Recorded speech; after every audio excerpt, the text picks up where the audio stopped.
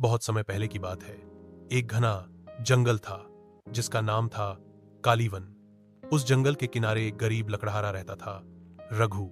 रघु रोज जंगल से लकड़ियां काटता, शहर जाकर बेचता और उसी से अपना और अपनी बीमार मां का गुजारा करता। एक दिन लकड़ियां काटते काटते वो बहुत अंदर चला गया।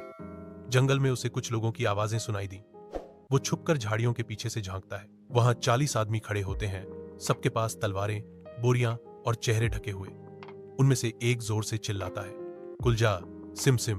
और सामने की चट्टान दो हिस्सों में बंटकर एक गुफा खुल जाती है।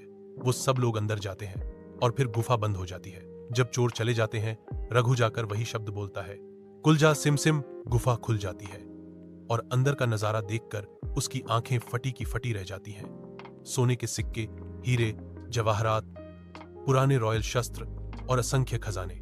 लेकिन रघु थोड़ा सा सोना ही उठाता है और गुफा से बाहर निकल आता है। रघु का बड़ा भाई गिरधारी लालची था। जब उसे रघु की अमीरी का पता चला, वो जबरदस्ती सच्चाई पूछता है।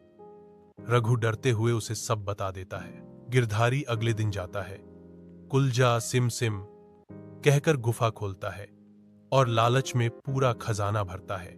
लेकिन जब बाहर निकलने लगता है, वो जादुई शब्द भूल जाता है, घबरा जाता है और अंदर ही फंस जाता है। चोर गुफा में आते हैं और गिरधारी को पकड़ लेते हैं।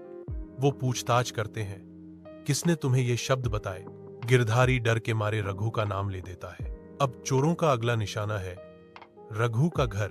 रघु को अंदेशा हो जाता है। वो रात को घर में घड़े रखता है जिसमें उसके दोस्त छुप जाते हैं। जब चोर आते हैं तो घड़ों में छुपे लोग उन पर हमला कर देते हैं। सभी चोर पकड़े जाते हैं। राजा को जब ये बात पता चलती है, वो रघु को ईमानदारी और बहादुरी के लिए इनाम देता है।